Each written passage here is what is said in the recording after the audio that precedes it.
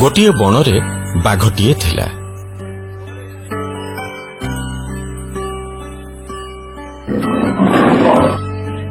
ସେ ବହୁତ ଭୟଙ୍କର ଥିଲା।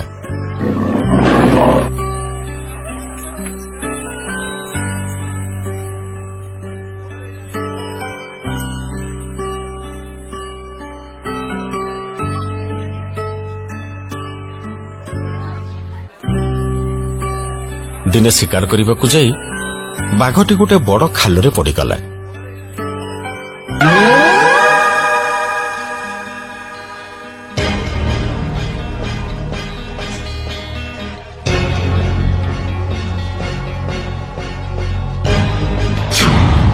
ପଡ଼ିଗଲା ଯେ ଗଲା, ଆଉ ଉଠି ପାରିଲାନି।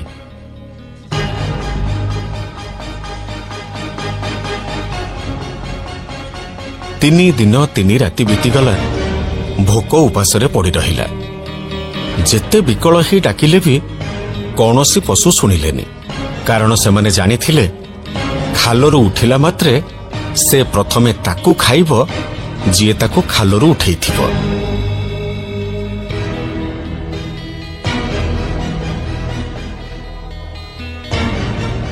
ଦିନେ ସେଇ ବାଟ ଦେଇ ଜଣେ ଲୋକ ଯାଉଥିଲା। ଏ ଭାଇ ମାନେ, କିଏ କୋଉଠି ଅଛ? ମତେ ରକ୍ଷା କର, ବଞ୍ଚାଅ ମତେ। ସେ ବାଘର ଚିତ୍କାର ଶୁଣି ତା ପାଖକୁ ଗଲା। ଆରେ ଇଏ ତ କୋଉ ପଶୁର ସ୍ୱର।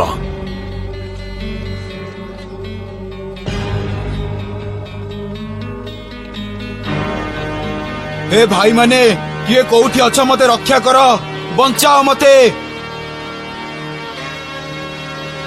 ବଞ୍ଚାଅ ମତେ ଭାଇ, ନହେଲେ ମୁଁ ମଲି। ରକ୍ଷା କର ମତେ। ଦେଖିବାକୁ ପଡିବ କିଏ ପଶୁ। ମତେ ରକ୍ଷା କର ମତେ। ବାଘ? ଏ ମଣିଷ ଭାଇ, ବଞ୍ଚା ମତେ, ଉଦ୍ଧାର କର ମତେ ଏଠୁ। ନାଇଁ, ମୁଁ ପାରିବିନି। ମୋର ଏତେ ବଳ କାହିଁ? ପାପ ଲାଗିବ ରେ, ତତେ ପାପ ଲାଗିବ। ତୋ ଆଖି ଆଗରେ ଗୋଟାଏ ପଶୁ ମରିବ, ଆଉ ତୁ ଦେଖିବୁ। ସେ ପଶୁ ମରିବ କି ବଞ୍ଚିବ ମୁଁ ଜାଣିନି, ହେଲେ ମୁଁ ଯଦି ତାକୁ ରକ୍ଷା କରିବି ତାହେଲେ ମୁଁ ମରିବି। ମଣିଷ ଭାଇ, ମୁଁ ତତେ କଥା ଦଉଛି, ତୋର କିଛି ହବନି। ମୁଁ ତୋର କିଛି କ୍ଷତି କରିବିନି। ତୁ ମୋ ଜୀବନ ବଞ୍ଚେଇବୁଟି। ମୁଁ ତତେ ଯଦି ଖାଇବି ମୋର ପାପ ହବନି। ତମେ କଥା ଦଉଛ ମାନେ କଥା ରଖିବ ତ? ଓହରି ଯିବନି ତ କଥାରୁ? ନା, ଜମାରୁ ନୁହଁ, ଆଦୌ ନୁହଁ।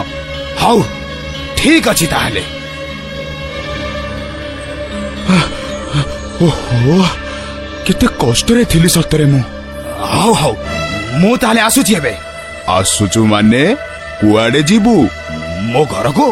ଶୁଣୁ, ମୁଁ ଅନେକ ଦିନ ହେଲା କିଛି ଖାଇନି, ଆଉ ଖାଦ୍ୟ ମୋ ପାଖରେ ଥାଉ ଥାଉ ମୁଁ ତାକୁ ଛାଡ଼ିଦେବି? ଜମା ନୁହଁ। ତାମାନେ ତମେ ମତେ ଖାଇବ? ହଁ, ନିଶ୍ଚୟ। ତମେ ଟିକେ ଆଗରୁ ଧର୍ମ ନ୍ୟାୟ କଥା କହୁଥିଲ, ଆଉ ମତେ କଥା ବି ଦେଇଥିଲ, ତାପରେ ବି ମତେ ଖାଇବ? ସେ କଥା ସବୁ ଛାଡ। ମୁଁ ଭୋକିଲା, ଆଉ ଭୋକିଲାର କେବଳ ଗୋଟିଏ ଧର୍ମ, ସେ ଖାଇବ। ତେଣୁ ମୁଁ ତତେ ଖାଇବି। ହେ ଭଗବାନ, ମୁଁ କି ଭୁଲ କଲି? କାହିଁକି ଆକୁ ବଞ୍ଚେଇଲି? ଛାଡ, ଯାହା ଭୁଲ ହବା କଥା ହେଲା। ହଉ ଶୁଣ, ମୁଁ ରାଜି, ତୁ ମତେ ଖାଇବୁ। ହେଲେ ମୋର ଗୋଟେ ସର୍ତ୍ତ ଅଛି। ସର୍ତ୍ତ? କି ସର୍ତ୍ତ? ସର୍ତ୍ତଟା ହଉଛି, ଏ ବଣରେ ଆମେ ଆଗକୁ ଯିବା। ଯୋଉ ପ୍ରାଣୀ ପ୍ରଥମେ ଦେଖାହବ ତାକୁ ପଚାରିବା, ତୁ ମତେ ଖାଇବାଟା ଠିକ କି ନୁହଁ। ଯଦି ସେ କହେ ଠିକ, ତାହେଲେ ତୁ ମତେ ଖାଇଦବୁ। ହେଲା? ଠିକ ଅଛି, ଚାଲ।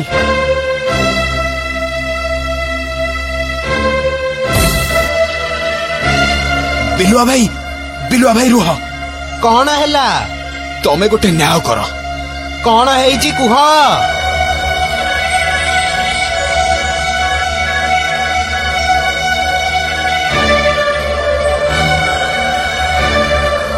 ତା ମାନେ ଏ ବଦମାସ ବାଘଟା, ଲୋକଟା ତାକୁ ରକ୍ଷା କରିବା ପରେ ତାକୁ ଖାଇବ ବୋଲି କହୁଛି। ୟାକୁ ପାନେ ଦବାକୁ ପଡିବ। ଏବେ ତମେ ନ୍ୟାୟ କର। ତମେ ହଁ କହିଦେଲେ ସେ ମତେ ଖାଇବ, ନା କଲେ ଛାଡିଦବ।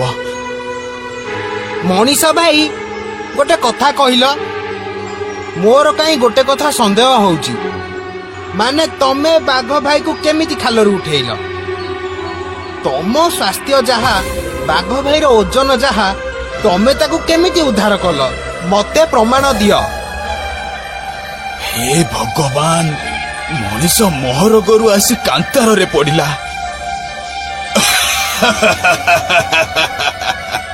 କଣ ଭାବୁଛୁ ପଶୁ ଭାଇ ଆମର, ସିଏ କଣ ତୋ ପକ୍ଷ ନବ? ହଉ, ଯାହା ପ୍ରଭୁଙ୍କ ଇଚ୍ଛା। ଚାଲ, ମୁଁ ପ୍ରମାଣ ଦଉଛି।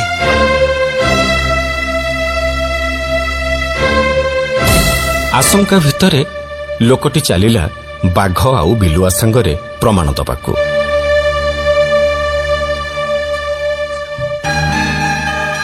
ସେମାନେ ଯାଇ ବାଘ ଆଗରୁ ପଡ଼ିଥିବା ଖାଲ ପାଖରେ ପହଞ୍ଚିଗଲେ।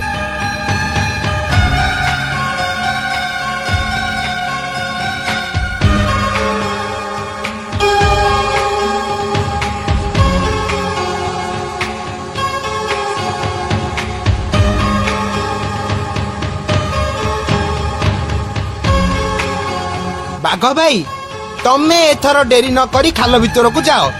ଆଉ ମଣିଷ ଭାଇ, ତମେ ଲତା ଗୁଡାକ ଧର।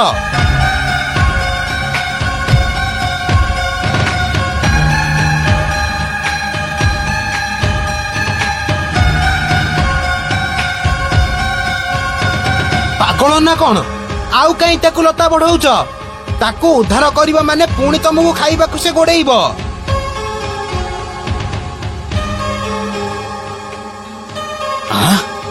ସତରେ ତ? ଏ କୁଆଡେ ଯାଉଛ? ମତେ ଉଠାଅ ଏଠୁ, ରକ୍ଷା କର ମତେ। କଣ କଥାଟା ବୁଝୁଛଟି? ଜେସାକୁ ତେସା। ଚାଲ ଚାଲ ମଣିଷ ଭାଇ, ଇଏ ଏଠି ପଡିକି ମରୁ। ୟା ଭଳି କୃତଘ୍ନ ମୁଁ ମୋ ଜୀବନରେ ଦେଖିନି। ଚାଲ। ମତେ ରକ୍ଷା କରରେ ଭାଇ, ମତେ ଉଦ୍ଧାର କର। ହେ ଭାଇ ମାନେ, ମତେ ଛାଡିକି ଯାଅନି।